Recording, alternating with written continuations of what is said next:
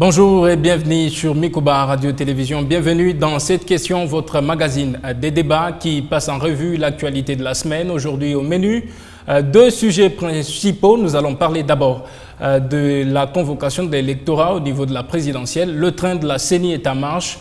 Nous allons analyser cette question en première partie du débat avec nos invités qui sont déjà en place, et en deuxième partie, nous allons parler de l'actualité au niveau africain avec le coup d'État, les coups d'État plutôt qui ont quitté l'Afrique de l'Ouest vers maintenant l'Afrique centrale, précisément au Gabon où le président Ali Bongo a été évincé. En pleine semaine, nous allons aussi brosser cette grande actualité en République démocratique du Congo qui est à peu près une quarantaine de morts après une manifestation à Goma dans les camps de Ouazalendo. Pour en parler, j'ai le plaisir de recevoir d'abord Bouffon Fangana qui revient dans les débats après plusieurs semaines d'absence. Bouffon Fangana, c'est un plaisir de vous voir sur le plateau de cette question. En tout cas, merci beaucoup. Je suis très content aussi d'être associé aujourd'hui. Nous connaissons que le Congo nous appartient tous. Ce n'est pas pour un poignet de gens qui cherchent à se cramponner au pouvoir. Nous sommes là, de retour, étant cadre du PPRD, juste pour parler des éventuels.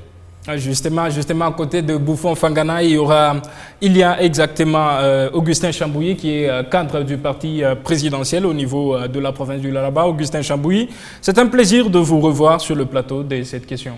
Merci beaucoup, cher Léopold.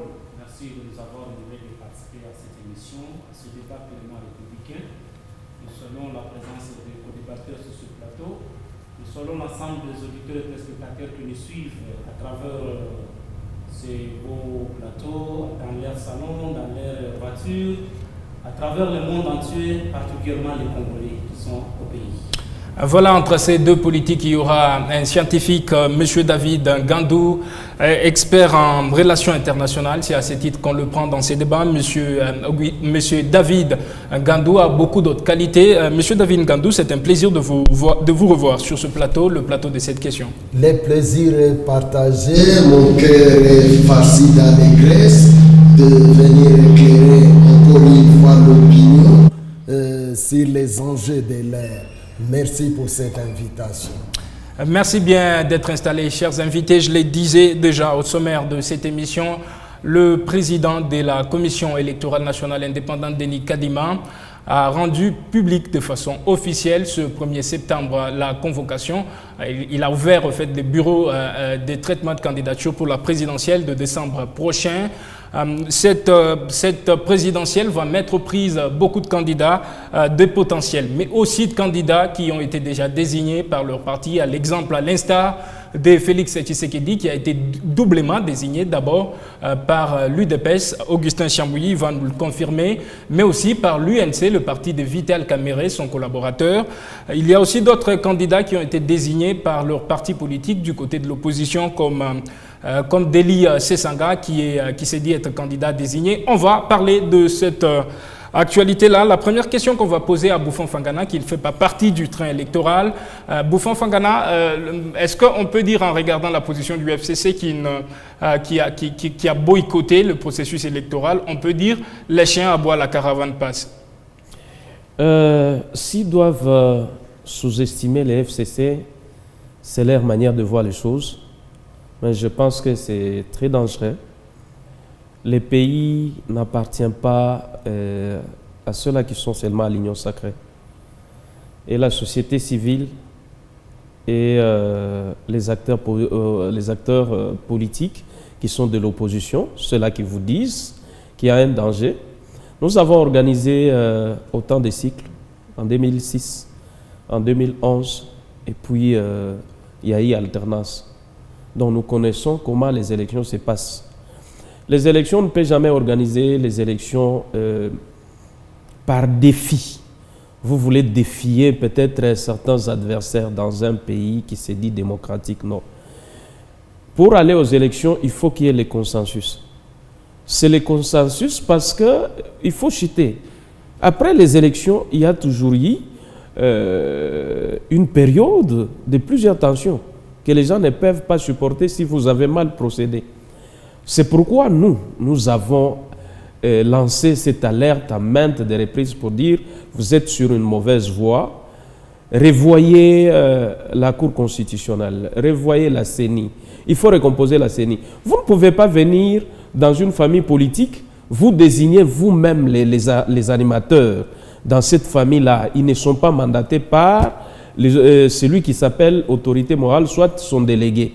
Par exemple, notre cas de Manara et l'autre. Mais Didi Manara n'a pas été désigné par sa famille politique? Non, non. C'est quelqu'un, c'est leur amitié entre lui et Mbosso. C'est dans leur amitié. Ce n'était pas qu'ils étaient désignés par notre famille politique. Ils n'ont pas été mandatés. Ils n'ont pas été mandatés. Ils n'ont pas été mandatés. C'est pourquoi nous disons que les élections, que les gens veulent à tout prix, oui, il faut aller aux élections, mais ces élections, il faut qu'il y ait de bonnes élections. Et si ce sont de mauvaises élections, de bonnes élections, c'est-à-dire les élections qui doivent mettre tout le monde d'accord. Après les résultats... Est-ce que ça existe dans ce monde? Ça existe. Une élection qui puisse mettre tout le monde d'accord? Oui, ça existe. D'accord, on va vous redonner la parole. Ça existe, mais si par exemple on peut continuer toujours de la manière dont on est en train de forcer les choses, la CENI de Kadima, je ne crois pas que Kadima cherche à aider la République à évoluer, mais il cherche à plonger les pays dans les chaos après les élections. Vous avez suivi les rapports, par exemple, de la CENCO, à maintes reprises, même au niveau des États-Unis, avec l'évêque de Fashor, là, je ne sais pas moi, qui avait parlé de justice, hein, de justice, avec la CENCO, qui disait qu'il fallait à tout prix qu'il y ait consensus avant d'aller aux élections. Sinon, dans les jours à venir, on risque de plonger le pays dans les chaos parce qu'actuellement, au Congo, on ne peut jamais accepter que la dictature s'installe encore comme nous avons vécu la période de Mobutu. Merci. Personne n'acceptera ça. Merci Bouffon Fangana. Augustin Chambouy. Bouffon Fangana parle d'un certain forcing qui est en train d'être fait au niveau de la CENI. Il n'y a pas de consensus. Aujourd'hui, Denis Kadima convoque la présidentielle, l'électorat pour la présidentielle. Quel est le commentaire, quel commentaire avez-vous par rapport à la position de Bouffon?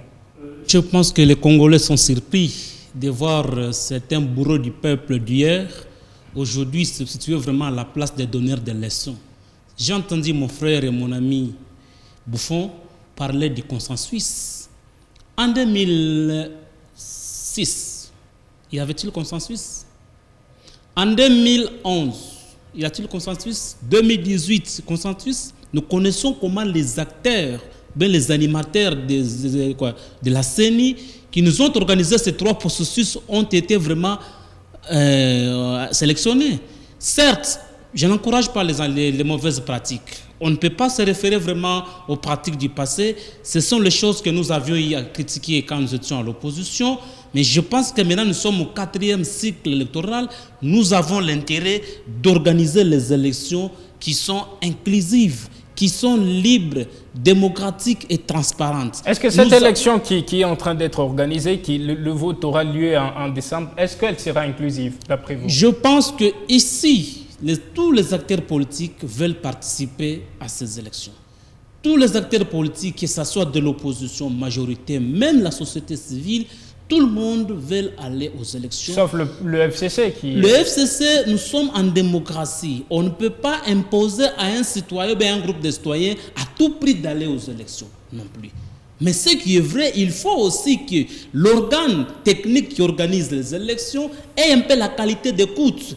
Qu'il écoute aussi cette voix-là qui revendique, cette voix-là qui ne veut pas aller aux élections. Moi, ici, j'encourage, si la CENI et certains compatriotes ont refusé que le fichier électoral soit audité par l'OIF parce qu'elle est pilotée, elle est gérée par une Rwandaise, entre guillemets, mais la CENCO s'est déclarée compétente d'auditer le fichier électoral. J'ai suivi Fayoulou, j'ai suivi certains caciques du FCC dire qu'aujourd'hui, que si même la CENCO auditait ce fichier électoral, nous allons revenir au processus électoral. Donc moi je pense que nous avons l'intérêt de sauvegarder la République démocratique du Congo. Nous avons l'intérêt... Qu'est-ce que vous entendez par sauvegarder la République démocratique du Congo? En dehors de la République du Congo, nous n'avons pas un autre pays que les ancêtres nous ont légué. Si certaines personnes aujourd'hui Après un temps, ils peuvent aller divaguer dans la diaspora, ils peuvent aller se réfugier ailleurs, mais nous autres paisibles citoyens, nous avons que la République démocratique du Congo comme notre terre natale,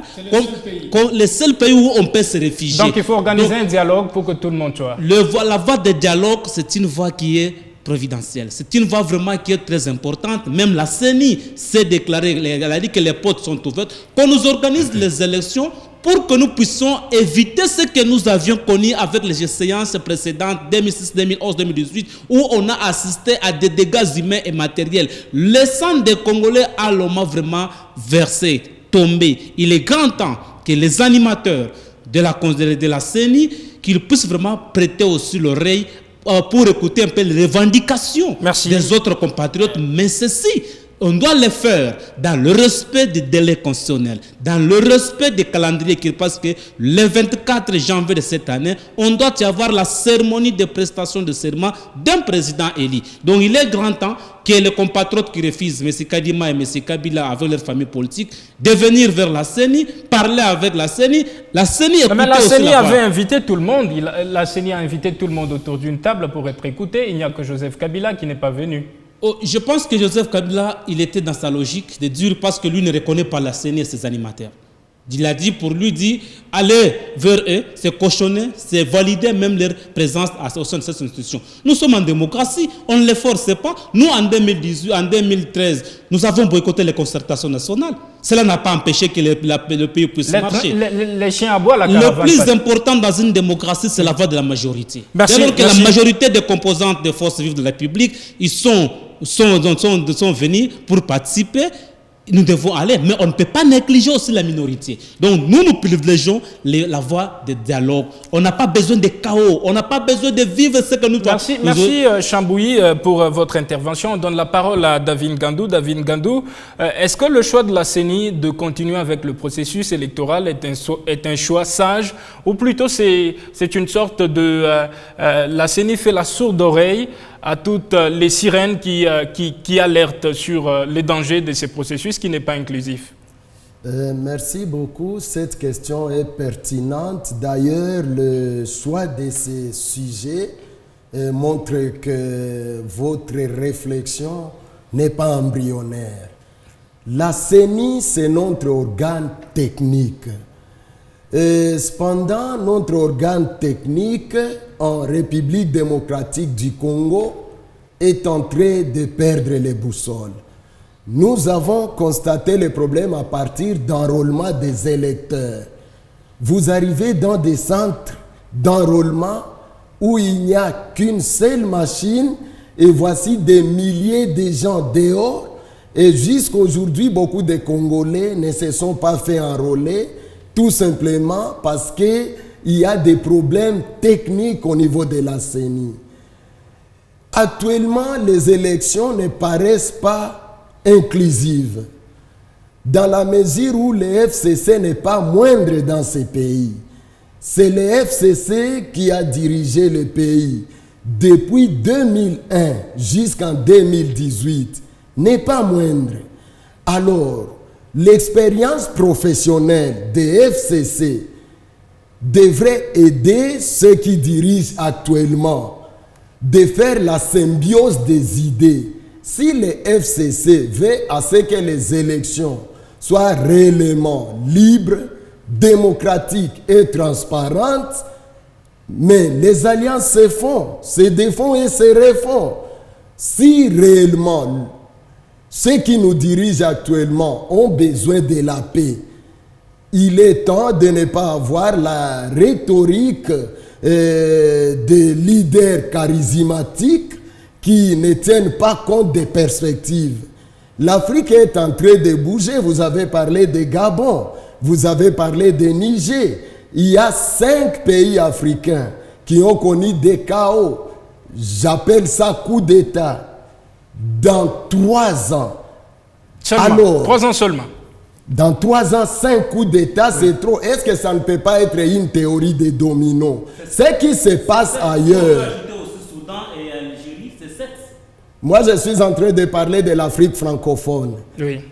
Si nous pouvons parler de théories d'effets dominos, on peut avoir peur. Nous qui sommes indépendants, nous aurions souhaité que ceux qui gouvernent actuellement puissent approcher les FCC et les opposants qui ne sont pas de ces deux familles. En fait, il faut que toutes les configurations politiques soient autour d'une table, qu'ils puissent définir les technicités des processus électoraux. Est-ce qu'une telle initiative est possible, David Ngandou? Une telle initiative, quand on connaît comment la classe politique congolaise fonctionne, c'est beaucoup d'ego, chacun veut avoir en fait, la suprématie sur la décision. Est-ce qu'une telle initiative de mettre tout le monde autour d'une table, est-ce que ça ne sera pas une initiative, disons, qui va connaître son échec avant même sa fin? Vous savez, la politique est dynamique, hein? La politique est différente de la mathématique. Et la politique étant dynamique, l'UDPS parlait de l'opposition radicale à l'époque de Mobutu. Kabila arrive, j'étais à Kinshasa, les gens de l'UDPS disaient c'est un Rwandais, nous ne pouvons pas l'approcher. Et ces discours passaient, les Gabriel Mokia et les autres passaient à la télévision, ils n'avaient même pas peur de dire écoutez, ce que nous sommes en train de dire, ça s'appelle outrage contre l'autorité, car ils n'ont pas la preuve de cette nationalité qu'ils présentaient jusqu'à aujourd'hui. Il n'y a jamais eu preuve. Et leur opposition était radicale. Mais à notre grande surprise, il y a eu changement. Et ils ont travaillé ensemble. Kabila a eu des PES avant qu'il y ait mésentente. Je n'appelle pas ça opposition, car il n'y a aucune idée contre une autre. Donc ça s'appelle mésentente. Donc il y a cette possibilité d'arrondir les angles. Cette possibilité, oui. En politique, l'impossible n'existe pas. C'est la théorie de Henry Kissinger. Merci bien, David Ngandou. Après ce premier tour de table qui a été consacré à l'organe technique, à la critique sur l'organe technique qui organise les élections, on va essayer d'analyser les forces en présence. Bouffon Fangana, le FCC ne fait pas partie des élections.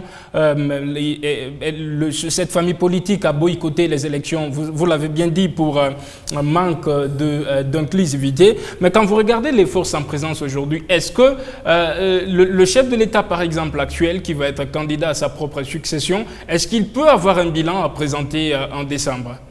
Non, je pense que il organise, si jamais organiser les élections, il organise pour qu'il puisse aller se reposer, qu'il peut voter ces régimes ici, finissant, qui a échoué à tous les niveaux. À gérer aujourd'hui, nous avons une partie de notre pays entre les mains des étrangers. Et à Goma, là-bas, il y a eu des répressions. Vous voyez combien de gens qui sont morts à l'est de la République. Mais les gens de Bunagana, là-bas, la force qu'on nous a prouvé à Goma, qu'on pouvait manifester ça du côté Bunagana pour qu'on nous récupère une portion de terre, ils n'ont pas pu le faire. C'est avec quel bilan qu'ils doivent se tenir devant le peuple congolais pour nous dire qu'on donne encore la confiance à ces régimes? Moi, je pense qu'il organise, c'est juste pour aller se reposer, qu'il soit sénateur à vue aussi. C'est dans cet angle peut-être qu'il est en train de le faire pour dire, bon, ils nous ont prouvé leurs limites, les gens de l'IDPS. C'est un parti politique vraiment que j'ai respecté durant tout ce temps et que je respecte parce qu'ils ont duré, mais ils nous ont montré maintenant à suffisance leurs limites dans la manière de gérer les choses. Pourquoi? Quand vous voyez à tous les niveaux, à tous les plans, donc vous allez constater que les choses ne marchent pas. Les choses ne marchent pas et sous le plan sécuritaire, échec. Sous le plan social, là on n'en parle pas, mais c'est la misère. Voilà, Bouffon Fangana, vous êtes en train de faire une critique du bilan de Tshisekedi. On va vous redonner la parole un peu plus en profondeur dans quelques minutes. On donne d'abord la parole à Augustin Chambouyi. Augustin Chambouyi, Bouffon Fangana est tout à fait pessimiste sur le bilan qui peut être présenté par Félix Tshisekedi. Qu'est-ce que vous en dites? Monsieur mon frère, j'ai suivi mon ami Bouffon. Il est libre. Il est dans la logique de l'opposition. Mais d'abord pour la question des élections, est-ce que les amis du FCC et même de la MOUCA sont-ils prêts d'aller aux élections? Les amis doivent être sincères et sérieux avec la population. Vous ne entendez pas qu'on devrait avoir les élections le 20 décembre. Vous pensez qu'il y aura un dialogue pour aboutir à un partage de postes. Augustin Chambouis, ce que vous dites est-il faisable? Comment toute une famille politique peut dans 5 ans tailler sa stratégie sur un dialogue? Qu'est-ce qui leur manque pour affronter Tshisekedi? C'est leur stratégie. C'est leur stratégie. Pendant 1+4, il a été bien dur que la transition est de 2 ans. Mais arrivé en 2005, on a glissé jusqu'en 2006. Arrivé, M. Kabila devait prendre fin à la fin de son mandat, c'était en 2016. Il a eu 2 ans de bonus. C'est tout toujours, ils sont habitués au conciliable, au terme, au dialogue qu'on somme. Maintenant, aujourd'hui, ils sont surpris de voir qu'il y a du sérieux. Parce que prenons quand même le temps d'évaluer sur le terrain. Citez-moi un parti de l'opposition depuis 2018 jusqu'à ce jour qui préparait les élections. Il n'y en a pas. Justement, même peu perdant en question parce que mon ami est en face. Qu'ils me disent, ils ont préparé les élections quand? Donc, les amis doivent Moïse Katumbi a été empêché de faire ses tournées dans certaines provinces. Il était en train de se préparer. Empêché où? Empêché où? Il est à Kalemi. Au moins, je parle du côté Kassongo, dans la province de Tanganyika. Il fait le tournoi de cette province. Il a été à Kalemi également. Au Congo central, par exemple, il n'a pas été. Au Congo central, vous connaissez bien que le Congo central, Kinshasa, fait face à l'insécurité des milices au monde.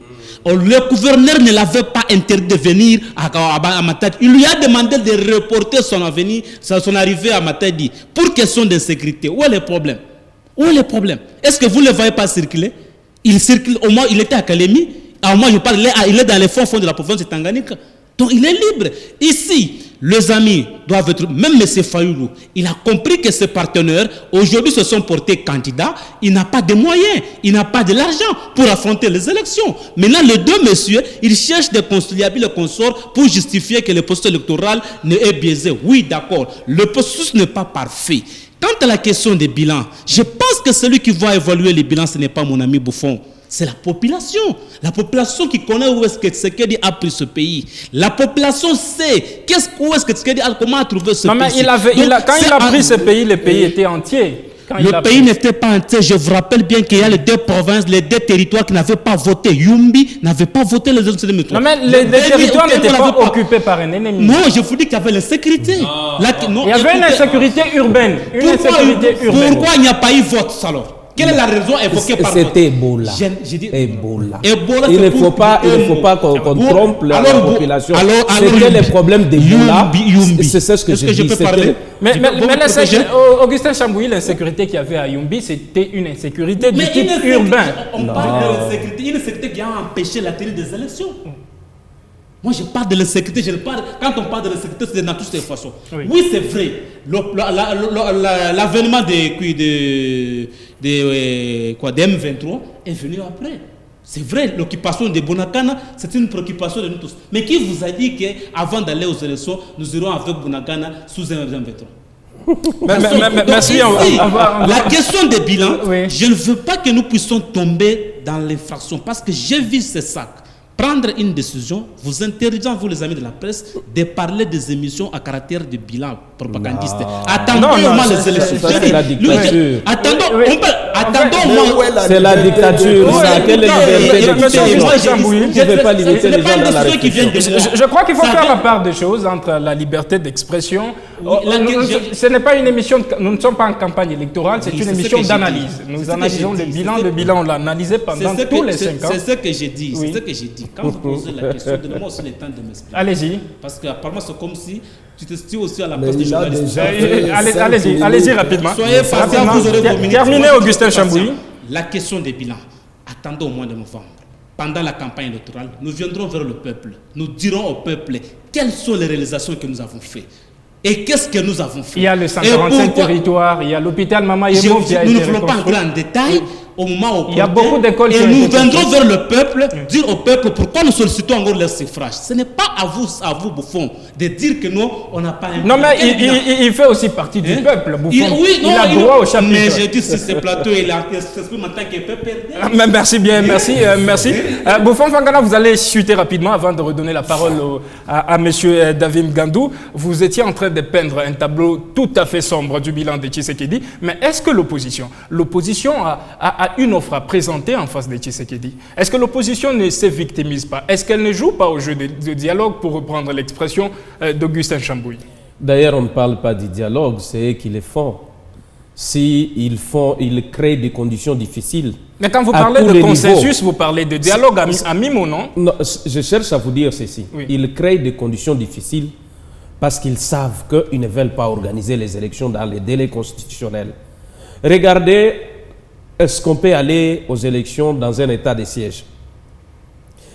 Il y a des manifestations à Goma là-bas, là où les gens souffrent chaque jour. Les gens meurent. Plus de 40 personnes tuées. Oui, beaucoup de gens qu'ils ont massacrés là-bas, pendant la journée. Mais il y a Bunagana à côté, où il y a les M23, ils ne sont pas inquiétés. Vous pouvez comprendre les gens pareils? Est-ce que vous pouvez donner confiance à un régime pareil? Je ne crois pas.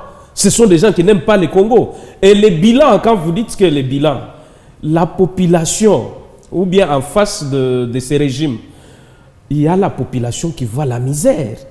Non, Les personnes que vous avez vues en 2006, les gens que vous avez connus en 2011 et en 2018, vous allez voir qu'il y a un changement.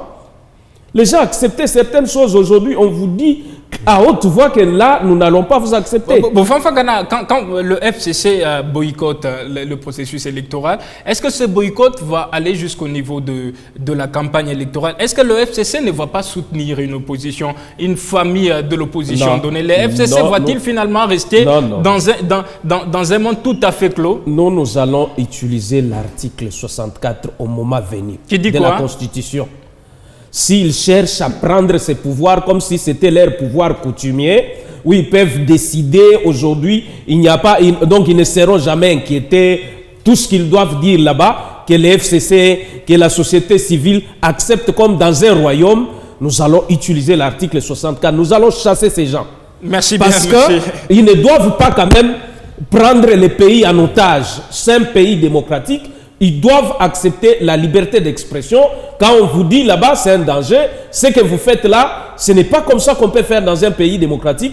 Et ils disent, non, on l'avait fait, j'ai suivi Chambou ici, vous l'avez fait en 2006, vous l'avez fait en 2011. Oui, ça fait jurisprudence. Ça fait jurisprudence. Cette jurisprudence avec quelqu'un qui vient de l'opposition. Quelqu'un qui vient de l'opposition, il vient pour les changements. Quand vous venez de l'opposition, vous venez pour les changements.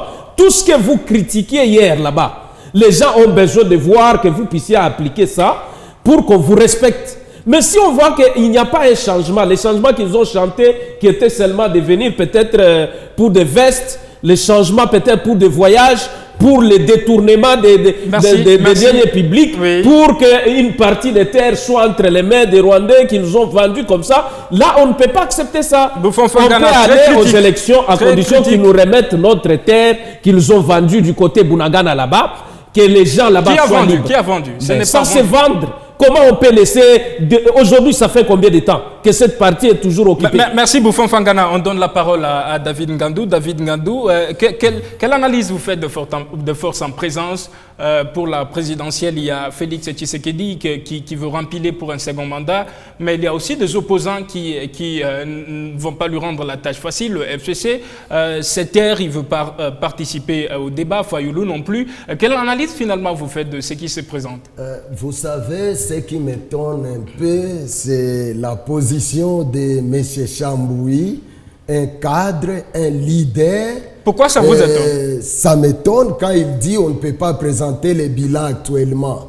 Directement, il dit à tous les intellectuels qu'ils n'ont qu'un bilan à présenter. C'est comme Lambert Mende autrefois, le journaliste de la TV5, lui pose la question, mais quel bilan donneriez-vous aux 5 chantiers? Il répond, il dit, on ne donne jamais le bilan à un chantier, ça s'appelle chantier. Attendez jusqu'à ce qu'on va terminer. Jusqu'aujourd'hui, on n'a pas les bilans. M. Chambou, il nous dit actuellement, c'est irréaliste de donner les bilans. Mais dans 4 mois, entre guillemets, il y a les élections. Et qui ne connaît pas les taux de dollars aujourd'hui? Qui ne connaît pas la problématique inflation généralisée aujourd'hui? Mais qui ne connaît pas aussi qu'il y a eu les Jeux de la francophonie? Mais les Jeux de la francophonie, nous avons 26 provinces. Les Jeux de la francophonie ont été organisés à Kinshasa. 1 sur 26. Pour une première. Égale satisfaction? Pour une première. S'il y avait même 6 provinces concernées par les Jeux, on nous construit les sites de Jeux de la francophonie, on nous laisse les infrastructures, même dans 6 provinces, 6 sur 26. Là, c'est comme qui dirait que l'enfant a faim, vous lui donnez les bonbons, ça ne suffit pas. Justement, quel regard vous avez sur l'opposition, David Gandou? Est-ce que l'opposition est prête? Est-ce que l'opposition est en train de jouer à un jeu qui tend à un dialogue, comme le disait Augustin? De quelle opposition s'agit-il? Encore une fois, j'ai dit à l'opinion, je ne suis pas contre l'IDPS, je ne suis pas non plus contre les autres. L'opposition en RDC du point de vue théorique n'existe pas. Lisez l'idéologie du PPRD, c'est la même idéologie de l'UDPS. C'est des partis socialistes. Ce sont des partis qui ont la même idéologie. Pour dire que l'opposition n'existe pas, il y a le mécontentement. On peut dire la position des mécontentés. Il y a ceux qui ont le pouvoir et il y a de mécontents. Du point de vue théorique, en RDC, jusqu'à la preuve du contraire, l'opposition n'existait pas. Qui peut appeler Moïse Katumbi opposant actuellement? Qui peut appeler Joseph Kabila opposant? Mais il s'oppose à la gestion de Tshisekedi, c'est tout le sens de ce concept. De quelle gestion? À part la crise de l'Est de la RDC, et c'est une crise qui n'a pas commencé aujourd'hui. Joseph Kabila a essayé de donner les gâteaux aux ex-rebelles, ça n'a pas payé. Après le CNDP de Laurent Kunda, c'était le M23. Après le M23, c'est encore le M23, les mêmes causes produisent les mêmes effets. C'est là où j'ai rejoint Vital Kamerhe qui estime qu'il n'y a pas de rébellion en RDC, il y a une guerre par procuration. Tous les experts des relations internationales, ils savent que nous sommes en guerre contre les entreprises multinationales et contre l'idéologie de Kagame de créer l'empire Imatutsi. Et c'est là où nous condamnons le président Félix Tshisekedi. Condamner, c'est très fort. Je dirais, nous ne sommes pas d'accord avec lui. Pourquoi? Quand il amène les forces de l'EAC ici chez nous, vous savez que les forces de l'EAC, 50% sont les Tutsis rwandais. Vous savez que 20% c'est les Nilotiques et Kenya. Cette guerre est aussi une guerre ethnique. Et maintenant, regardez, Kagame a une philosophie de créer l'empire Imatutsi. Il a réussi en Ouganda, il a réussi au Burundi, au Rwanda. Là encore, on n'en parle pas. Alors, c'est ça sa philosophie. Oui. Et lorsque vous acceptez que les forces de l'EAC puissent venir ici chez nous, or ces forces sont composées par les Nilotiques et les Tutsis. Sur les Nilotiques, il y a l'ethnicité qui joue un rôle important en géopolitique mondiale actuellement. Et donc, c'est un échec. Il a appliqué une théorie de Hans Morgenthau qui dispose que if you can't beat them, join them. C'est-à-dire, si tu ne peux pas les battre, il faut te joindre à eux. Donc, il a compris qu'il ne peut pas battre les forces étrangères qui occupent les minéraux de l'Est de la RDC. La bonne politique, pour lui, c'était se joindre à eux, c'est-à-dire leur donner gratuitement ce qu'ils pouvaient trouver par la force. Et c'est dans cette optique qu'on va prendre ces forces et les amener ici chez nous. C'est ça même notre faiblesse. Si j'étais l'opposant, je parlerais de la trahison. Nous avons été trahis, mais comme je ne suis pas opposant, j'ai dit c'est une grosse erreur. Oui, au niveau de l'analyse de force en présence, David Ngando, quand on sait que lors de son congrès récent, l'UNC, qui est quand même un parti très bien ancré dans l'Est de la RDC, l'UNC soutient la candidature du président Félix Tshisekedi, du candidat Félix Tshisekedi à la présidentielle. Qu'est-ce que cela peut apporter dans votre analyse, dans les faits sur le terrain? Vous savez, l'UNC de Vital Kamerhe n'est pas n'importe quel parti. Vital, c'est un professionnel de la politique. Vital Kamerhe maîtrise bien la géopolitique de la RDC. Et la politique, c'est l'intérêt. L'intérêt est au centre de toute décision. C'est là où nos amis, entre guillemets, de l'opposition doivent être souples. En politique, la bonne foi n'existe pas dans une approche réaliste, mais dans une approche idéaliste, ok, on peut y avoir la bonne foi qui n'est autre que la protection de l'intérêt national. Mais actuellement, c'est le pouvoir. Vital Kamerhe était déjà déclassé sur la scène politique avec l'affaire détournement. Oui. Et le président Félix Tshisekedi, j'ai l'impression qu'il a été conseillé par un professionnel de la politique. Il lui dit, écoutez, vous perdez Kamerhe, c'est l'Est que vous perdez, parce que c'est un leader indéniable. S'il est allé se joindre au chef de l'État, c'est juste pour des raisons de pouvoir. Il comprend que la politique de la chaise vide ne peut rien donner et l'opposition n'existe pas en RDC. Merci. Alors, il est réaliste, il ne veut pas disparaître. Merci bien. Bouffon Fangana, le fait que Martin Fayoulou, le FCC d'abord, dont vous faites partie, et Fayoulou ne vont pas participer au processus électoral. On sait que jusqu'au niveau des législatives, le parti de Fayoulou ne s'est pas présenté. On va voir au niveau de la présidentielle, mais le fait que les deux partis ne participent pas au processus électoral, est-ce que cela peut affaiblir l'opposition? Il ne faut pas dire que deux partis.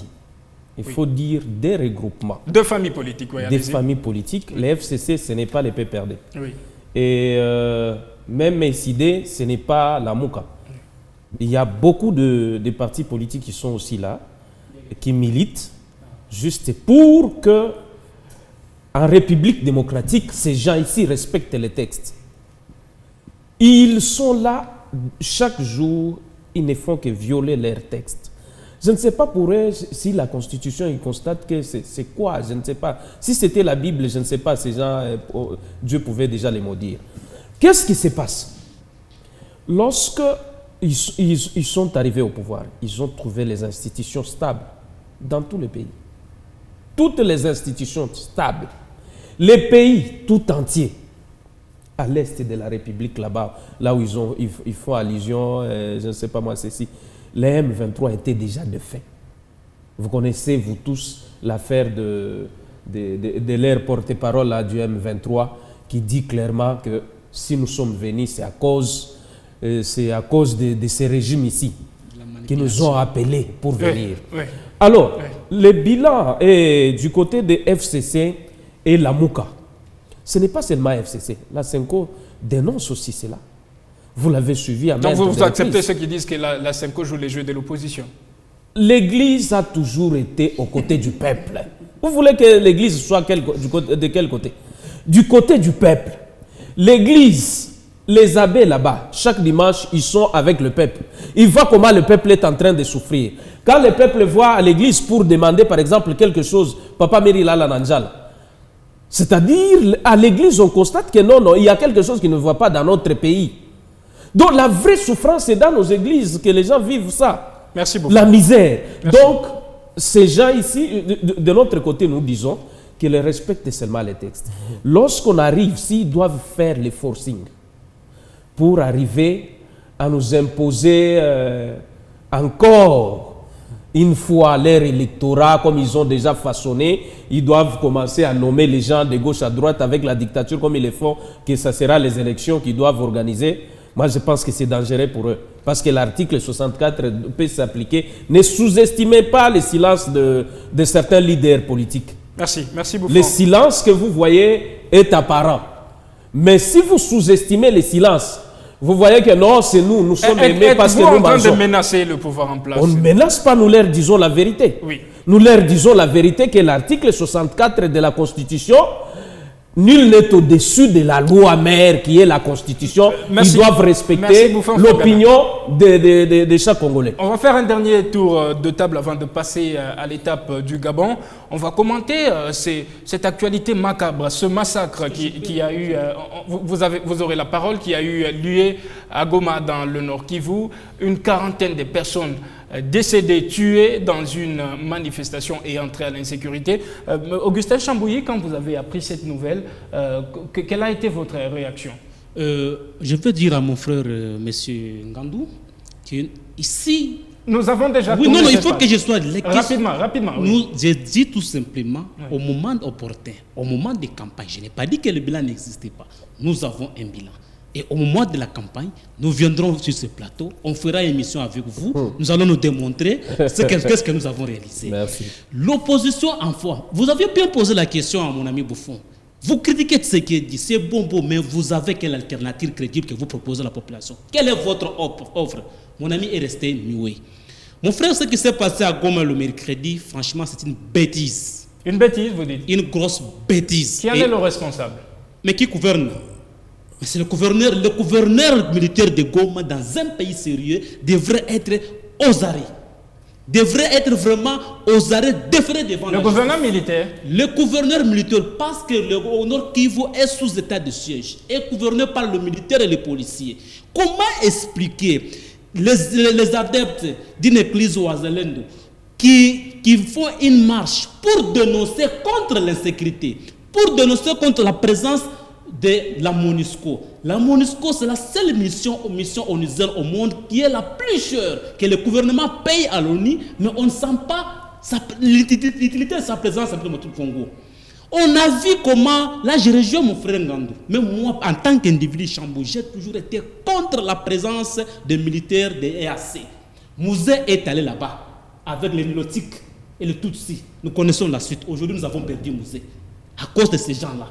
Et de la manière où l'adhésion à cette fameuse EAC s'est faite sans débat au sein de l'Assemblée nationale. Mais Mbosso a fait une précipitation cavalière. On a vu dans la même procédure, en 2009, Kamel acceptait de perdre son poste par les mêmes mécanismes. Mais Mbosso, de la manière où ça s'est fait, vraiment, on a déçu ça. Donc, les amis dénoncent cette insécurité, mais vous, les militaires, les Congolais 100%, vous prenez le courage de tirer sur les paisibles citoyens qui n'ont pas... Une quarantaine de gens sont... Pas quarantaine, on parle plus de... J'ai suivi dans les conseils des ministres.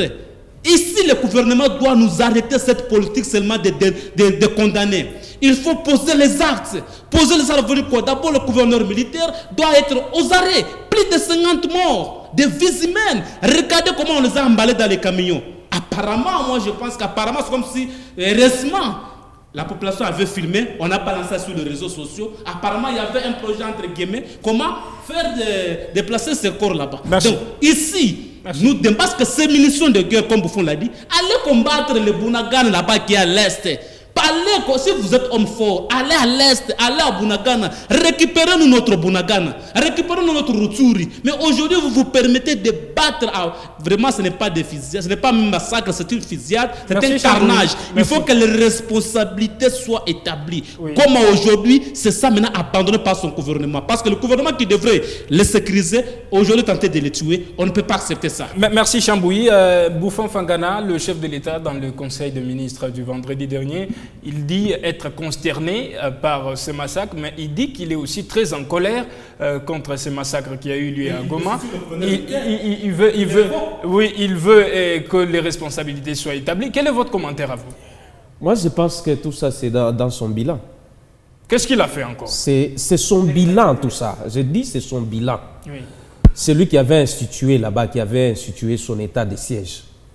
Les gens de l'Est là-bas ont réclamé à maintes des reprises qu'on lève l'état de siège et qu'on remette les institutions entre les mains des civils, qu'ils gèrent comme dans toutes les provinces, qu'on combatte. Quand on avait défait les M23 en 2013, il y avait toujours, il n'y avait pas état de siège là-bas. Et on a su quand même chasser les M23 de l'autre côté. Deuxième aspect, Regardez, quand vous dites nous sommes concernés, qui a été déjà inquiété parmi tous ceux-là qui ont massacré les gens là-bas? Qui est-ce qu'on a arrêté? Non, mais il y a une procédure. Cette procédure, vous savez, lorsque vous durez, il y a des gens qui commencent à fuir. Ils doivent même des traces là-bas effacer tout pour ne rien, pour que ces gens-là puissent s'évader. On peut même les déplacer de là pour les ramener ici. Vous irez là-bas les chercher, vous ne les trouverez pas. Et ils étaient en tenue. Le mot d'ordre là a été donné par qui? Parce que la décision, qu'il faut chercher. Premièrement, il faut que les ministres de l'Intérieur, les ministres de la Défense, que ces gens ici nous expliquent ce qui se passe en réalité du côté Goma. Ils ne doivent pas se taire comme ça calmement. Vous parlez, nous sommes en colère, parce qu'on a tué les gens. Non! Il faut passer à nous avons besoin de voir des actes forts là-bas. Merci. La destitution du gouverneur et même ceux-là qui étaient dans les chaînes de commandement là-bas, qu'ils soient arrêtés. Commençant même au niveau de Kinshasa, que les ministres de la Défense nous disent qu'est-ce qui se passe là-bas, que les ministres de l'Intérieur soient interpellés aussi à l'Assemblée pour que les choses soient claires. On ne peut pas laisser quand même les individus. On a besoin d'aller tuer les rebelles, mais vous tuez les paisibles citoyens. C'est pourquoi j'ai dit que tout ça, nous mettons ça sous le bilan de Félix Antoine Tshisekedi Tshilombo. Merci bien, Bouffon Fangana. On va passer à l'actualité internationale, précisément au Gabon, où cette semaine a été assez mouvementée lorsque le centre gabonais des élections était en train de publier les résultats des élections. Un groupe de militaires s'est imposé, a fait un coup d'État. À la tête de ce groupe, il y a le général des brigades, Brice Oligui Nguema, qui a pris le pouvoir. Il estime que les résultats des élections n'étaient pas conformes à la réalité et que la famille Bongo a dirigé le Gabon pendant près de 50 ans. Il était donc temps pour lui de remettre l'ordre dans la gestion du pays. Vous êtes expert en relations internationales, David Ngandou. Après la Guinée, après le Mali, après le Burkina, après le Niger, c'est maintenant en Afrique centrale que s'exportent les vents de coups d'État. Quelle est votre analyse là-dessus? Merci beaucoup. Du point de vue relations internationales, les faits nouveaux existent. Vous savez, le clan Bongo a dirigé le pays pendant 50 ans. Et le pouvoir non partagé, c'était vraiment une propriété privée de la famille. Et la famille était un petit peu divisée parce que la fille de Bongo était pour le coup d'État. Et il a même félicité les putschistes. Il a félicité les putschistes. Ce qui se passe au Gabon, c'est qu'en relation internationale, on appelle théorie pyromane. Qu'est-ce que ça signifie, oui? Brûler la maison du voisin la nuit et appeler l'anti-incendie le matin. Et vous savez, cette diplomatie, quand vous brûlez la maison du voisin la nuit, personne ne va penser qu'il s'agit de vous. Mais vous vous rendrez compte que la France ne fait pas trop de bruit quant à ces coups d'État, comme c'est le cas au Niger, par exemple. Oui. Et pourquoi? Parce que les intérêts de la France ne sont pas mis en danger. Et donc, c'est une théorie de relations internationales qu'on appelle théorie pyromane. Mais hélas, au-delà des théories pyromanes, il y a également la théorie des faits dominos. Cette théorie dispose que s'il y a le basculement idéologique d'un pays vers le communisme, ça pourra contaminer les pays voisins. C'est dans cette optique que le printemps arabe avait touché tous les pays voisins. Et comme il y a une tempête des coups d'État, c'est là où j'ai dit au prolégomène de ma pensée que ça risque de toucher d'autres pays qui sont en processus électoral au cas où il y a fraude massive, au cas où il y a tricherie, au cas où les élections ne sont pas transparentes, l'Afrique est en danger, comme il y a la théorie des dominos appliqués de Niger au Gabon, ça risque de toucher d'autres pays africains où on est en train d'hésiter en matière électorale. Mais là, je ne parle pas de la RDC parce que la RDC est un pays qui prépare les élections et apparemment les élections, la culture politique chez nous ne peut pas admettre les coups d'État. Parce que notre culture politique est paroissiale. Merci David Ngandou. Augustin Chambouilly, le général de brigade Brice Oligui Nguema qui prend le pouvoir, le président Ali Bongo est en résidence surveillée. Qu'est-ce que vous a inspiré cette actualité? Non, ceci mon frère, c'est les conséquences d'une mégestion, les conséquences d'une dictature, de la concentration du pouvoir par la famille Bongo. C'est sûr que les conséquences des antivaleurs, quand un régime s'est illustré dans les détournements, dans la dictature, dans les restrictions vraiment des libertés démocratiques, on ne peut qu'aboutir à ça. Mais je vous dis que, pour un peu compléter ce que mon ami l'a dit, les coups d'État du Mali, de Guinée, de Burkina Faso est différent de ces coups d'État de Gabon. Suivez bien les discours, même dans les différents communiqués de Vous voulez dire qu'ils ont la bénédiction de la France? Suivez bien dans leurs communiqués. Vous ne sentez pas un sentiment anti-impérialiste. Ils ne sont pas anti-français. Non. Ils ne sont pas pauvres. Le problème, c'est quoi? Oui. Vous savez que le Gabon, c'est le noyau de la France-Afrique. C'est le centre même de la culture, mais la franc-maçonnerie. Il paraîtrait que le président français avait demandé au président gabonais que la base militaire préparée pour attaquer le Niger soit au Gabon. Le monsieur n'a pas donné le feu vert. C'est ainsi qu'ils ont cherché maintenant certains d'entre eux. La France n'a pas voulu perdre le Mali, le Gabon. Alors, regardez même Bongo dans son discours. Pourquoi parle-t-il en anglais? Oui, l'adhésion du Gabon au Commonwealth, les communautés économiques des pays économiques anglophones. Oui. Il s'adresse aux pays anglophones pour qu'ils viennent en aide. Il s'est senti trahi par son ami Macron. Et maintenant, je vous dis que les amis gabonais, ils se sont réjouis, ils se sont jubilés, c'est bon beau. Le 17 mai, nous avons fêté le départ de Mobutu. Mais enfin, qu'est-ce que nous avons? Est-ce que la joie là, aujourd'hui, on la vit? C'est la même la question que je voulais poser. Est-ce que ce que proposent les militaires quand ils prennent le pouvoir, est-ce que c'est finalement meilleur par rapport à ce que... Mais si les militaires vraiment étaient contre le pouvoir, contre les résultats... Ils allaient remettre à l'opposition. On allait demander un recomptage des voix. Justement. On remette le pouvoir aux vrais vainqueurs. Oui. Mais vous suivez tout simplement que la France-Afrique, aujourd'hui, avec les vieux qui ont maintenant presque été finis, la France n'a pas voulu perdre le Gabon par rapport à ces vents des anti-impérialistes qui est dans d'autres pays francophones. Donc la France a voulu anticiper les choses. Il faut que d'abord qu'ils mettent quelqu'un qui peut commencer à manipuler.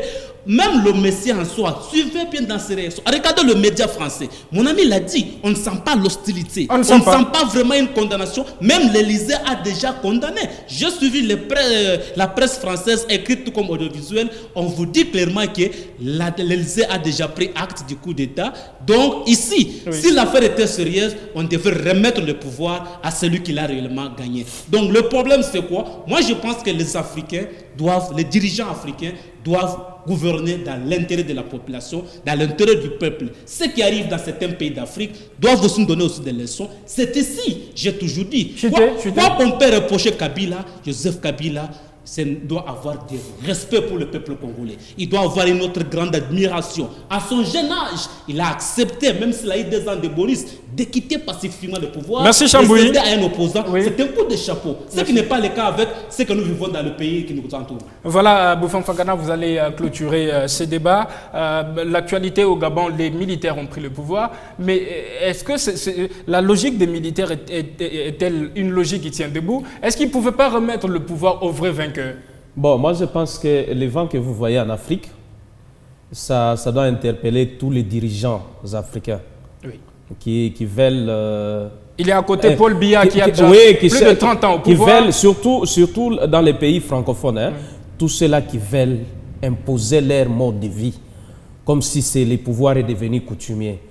Il faut qu'ils changent, parce que quand vous voyez chez les voisins ça brille, ça peut vous interpeller, vous. En Guinée équatoriale, à côté du Gabon, c'est 40 ans au pouvoir, le président. Vous voyez, il y a un petit là, un comédien, qui ne cesse de dire tout est à refaire. Merci. Il cite même certains pays. Ça, il avait commencé comme une blague, mais en réalité, quand vous commencez à voir ce qui se passe dans tous ces pays-là, ça a touché. Alors, il faut faire très attention. Ceux-là qui gèrent en Afrique Soyez prudents. Merci bien. Restez en sécurité. Merci David Ngandou. Merci aussi à Augustin Chambouilly pour avoir pris part à ce débat. Chers auditeurs et téléspectateurs, merci de rester fidèles à nos programmes.